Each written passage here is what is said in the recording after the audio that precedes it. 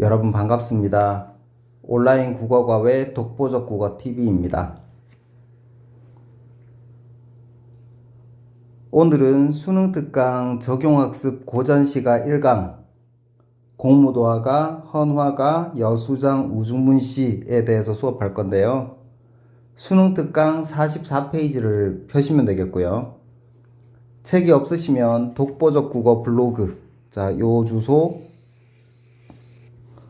들어가시면 지금 수업하고 있는 수업용 파일을 다운받으실 수 있습니다. 자, 이제 수업 시작할 건데요. 고전시가나 현대시는 문제 보기를 잘 참고하면 독해하는 데 도움이 되는 경우가 많은데요. 이 1강에도 3번 문제 보기가 힌트에 해당합니다. 한번 보겠습니다.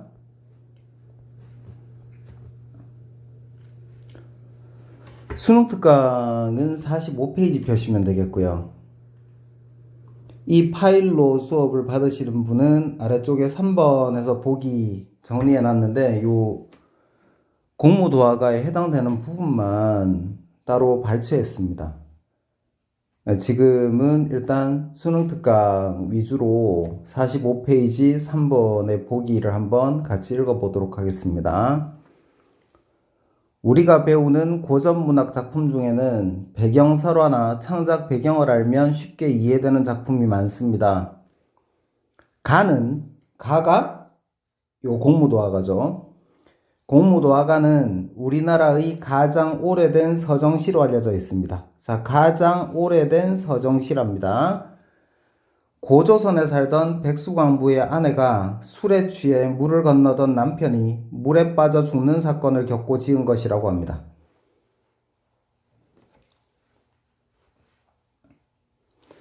우선 한번 읽어볼 건데요. 이마 그 물을 건너지 마오. 임은 끝내 그 물을 건너셨네.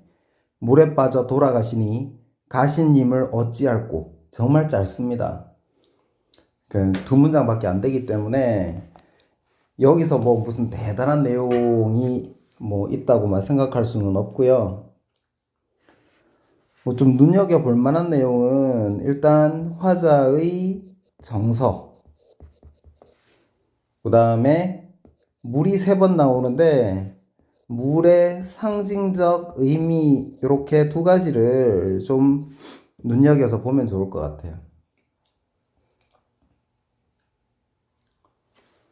자, 그러면 본격적으로 한번 들어가 보겠습니다. 이마 그 물을 건너지 마오. 지금 지은이가 백수광부의 아내니까 이 임은 아무래도 백수광부라고 봐야 되겠죠.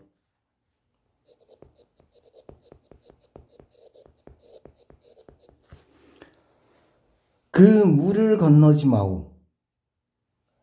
임은 끝내 그 물을 건너셨네. 물에 들어가지 말라고 그랬는데 님이 남편이 물에 들어갔어요. 그러면 이때 화자인 백수광부의 아내의 정서는 뭘까요? 근심, 걱정 이런 거겠죠.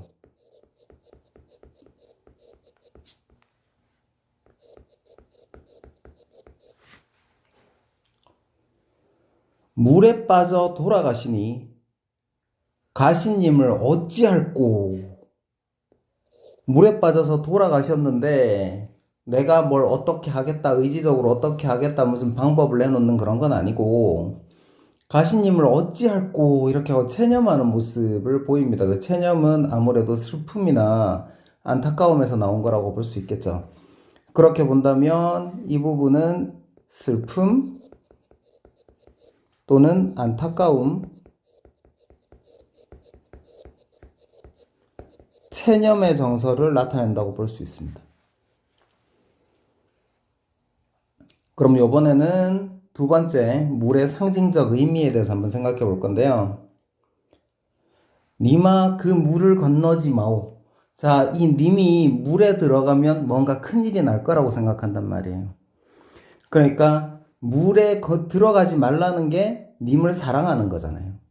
그렇게 본다면 이 첫 번째 물은 님에 대한 사랑으로 볼 수 있어요. 님은 끝내 그 물을 건너셨네.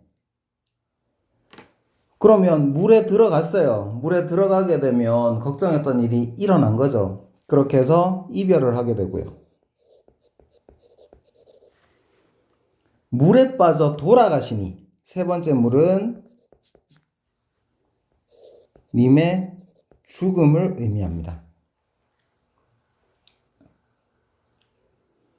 아까 나왔던 것처럼 이 공무도화가는 우리나라에서 가장 오래된 서정시고요. 화자의 정서는 1, 2행은 근심, 걱정, 3, 4행은 뭐 체념, 안타까움, 그리고 슬픔 같은 걸 나타낸다고 그랬고요. 물은 첫 번째 물은 사랑, 두 번째 물은 이별, 세 번째 물은 죽음을 나타낸다고 그랬습니다. 뭐 시 자체가 길지 않기 때문에 방금 이야기한 내용만 좀 눈여겨보시면 이 작품은 정리가 될 거라고 봅니다. 그 다음 두 번째 헌화가입니다. 헌화가도 역시 3번의 보기를 먼저 보겠습니다. 헌화가 부분 책 보시는 분들은 나는 신라 성덕왕 때 창작된 향가입니다. 그 부분부터 보시면 되겠고요. 프린트 보시는 분들은 지금 여기 보시면 되겠습니다. 헌화가는 신라 성덕왕 때 창작된 향가입니다. 높은 절벽에 핀 철쭉을 꺾어다 바칠 사람이 없냐는 수로 부인의 질문에 모든 시종들이 고개를 젓는 상황에서 암소를 몰고 가던 노인이 부인의 말을 듣고 꽃을 꺾어 바칠 때 이 노래를 불렀다고 합니다. 자, 향가라고 했는데 이건 네 줄 형식이죠. 네 줄 형식이니까 이건 사구체 향가에 해당합니다. 가장 원시적인 형태고요. 내용이 워낙 짧아서 사구체 향가는 사실 한 문장으로 이루어져 있어요. 읽어보시면 아시겠지만 자줏빛 바위가에 잡고 있는 암소 놓게 하시고 나를 아니 부끄러워하신다면 꽃을 꺾어 바치오리다. 딱 한 문장입니다. 서동요 같은 작품도 보면 선화공주님은 남모르게 결혼해두고 서동서방을 밤에 몰래 안고 간다. 이렇게 한 문장이잖아요. 그러니까 대단히 이것도 역시 마찬가지로 공무도화가처럼 많은 내용을 담고 있다기보다는 그 한 문장이 글 전체의 내용이고 무슨 심오한 어떤 철학적인 의미라든가 문학적인 비유라든가 이런 거는 거의 없습니다. 그래서 크게 어렵게 생각하실 거 없고요. 자줏빛 바위가에 잡고 있는 암소 놓게 하시고 나를 아니 부끄러워하신다면 꽃을 꺾어 바치오리다 이랬는데 이 시를 지은 사람이 견우노인이잖아요. 견우노인. 소를 끌고 가던 노인 그런 뜻입니다.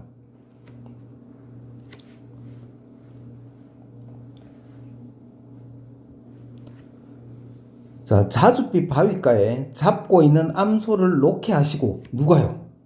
수로 부인이요. 수로 부인이 절벽에 있는 철쭉을 꺾어다 줄 사람이 없겠느냐라고 이야기를 했으니까 그 이야기를 듣고 이 노인이 지금 암소를 놓은 거잖아요. 그러니까 암소를 놓게 한 사람은 수로부인이라고 할 수 있어요. 주체는 수로부인이라고 할 수 있고요. 나를 아니 부끄러워하신다면 이때 나는 견우노인이겠죠.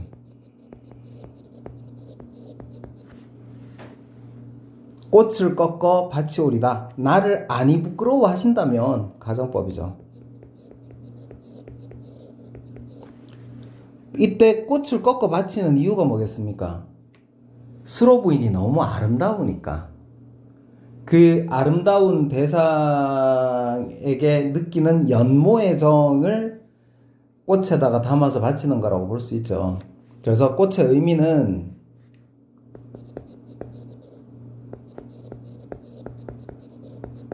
수로 부인에 대한 연모의 정 이렇게 볼 수 있습니다.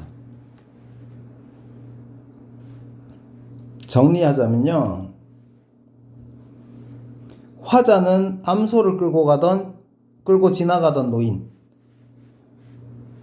한자식으로 표현하면 견우노인입니다. 같은 말입니다. 청자는 미적 대상인 수로부인이죠. 신라시대 때 수로부인은 엄청나게 예뻤다고 하는데요. 수로부인하고 관계되는 작품이 또 하나 있습니다. 고대 가요인 해가라는 작품인데요. 이 해가도 기회가 되면 한번 보고 들어가시면 좋을 것 같습니다. 이 헌화가 자체가 출제가 안 되더라도 어차피 뭐 직접 연계가 아니라 간접 연계가 될 수도 있는 부분이기 때문에 해가 작품도 한번 보고 들어가시는 게 더 안전할 것 같습니다. 그리고 다른 사구체항가 작품을 보시더라도 아까 말씀드렸지만 딱 한 문장으로 되어 있으니까 너무 복잡하게 생각하지 마시고 그 근원 설화만 좀 읽어보시고 그 한 문장만 제대로 파악하시면 되니까 크게 부담은 안 가지셔도 되겠습니다. 자, 다음은 다 여수장 우중문시입니다. 책에는 수나라 장수 우중문에게 보내는 시 이렇게 되어 있는데 한자식으로 표현하면 여수장 우중문시 같은 내용입니다. 같은 말이고 역시 마찬가지로 3번의 보기 다에 해당하는 거 한번 보겠습니다. 여수장 우중문시는 고구려 장수 을지문덕이 지은 한시입니다. 한시네요. 한시는 한자로 한문으로 처음부터 쓴 시를 한시라고 합니다. 가 같은 경우에는 정리를 좀 하는 게 좋겠네요. 지금 보시면 가의 공무도화가도 옆에 한문이 있고 나의 헌화가도 한문이 있고 여수장 우중문시도 한문이 있는데 다만 한시라고 하죠. 그 이유는 뭐냐면 가는 처음부터 한문으로 기록된 게 아니라 백수광부의 아내가 말로 한 걸 한문으로 옮겨 쓴 거예요. 그러니까 한문으로 번역한 한역시에 해당합니다.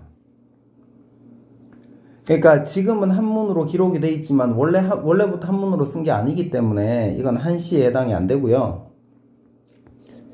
나 같은 경우에는 한문으로 써져 있지만 저거는 일반적인 한문이 아니라 한자의 음과 뜻을 이용해 가지고 우리말을 표현을 한 거예요. 향찰이라고 합니다. 그러니까 향찰이 향가의 표기수단이거든요. 그래서 보기에는 한문처럼 보이지만 한문은 아니고 소리나 뜻을 활용해 가지고 우리말을 표기한 겁니다. 다 같은 경우에는 처음부터 한문으로 기록이 된 거예요. 그래서 다만 한시에 해당합니다. 을지문덕은 거짓으로 패배하는 척하며 수나라 군대를 평양성 인근까지 유인한 후에 적장 우중문에게 일부러 이 시를 보냈다고 합니다. 우중문은 자신이 함정에 빠진 것을 깨닫고 군사를 물리지만 결국 살수에서 대패하고 맙니다. 일부러 그랬네요. 일부러.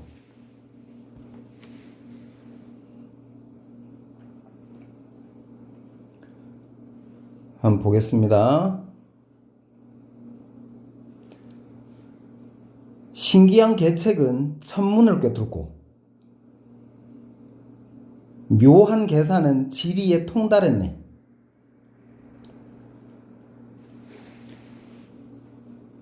근데 지금 상황은 우중문이 을지문덕의 계획에 완전히 놀아나고 있는 상태죠. 그렇게 본다면 우중문의 계책이 천문을 꿰뚫고 묘한 계산이 지리에 통달했다고 볼 수는 없겠죠. 그렇게 본다면 반어법이라고 봐야 될 것 같아요. 그리고 어떠한 무엇을 어떻다 구조가 반복이 되고 같은 구조가 반복이 되고 있기 때문에 대구라고 할 수 있겠습니다. 그죠?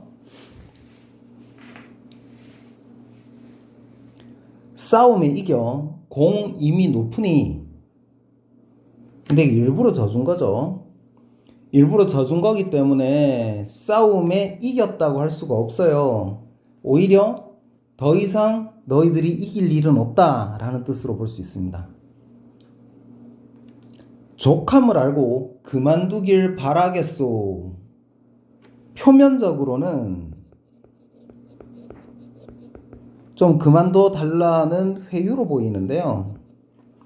실제로는 우중문이 을지문덕의 작전에 완전히 휘말려 있는 상태이기 때문에 속뜻은 이만 물러가라 하는 경고라고 볼 수 있습니다.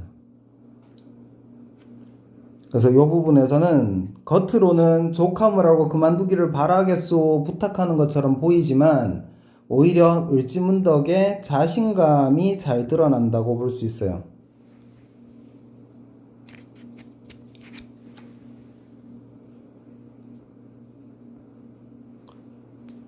자, 다시 한번 정리하면요.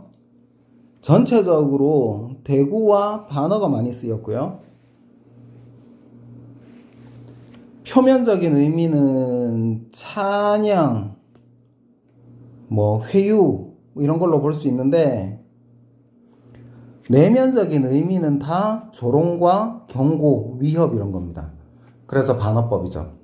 그래서 반어법으로 이루어져 있으니까 요거는 특히 보기에 있는 내용을 좀 잘 보셔야 될 것 같아요.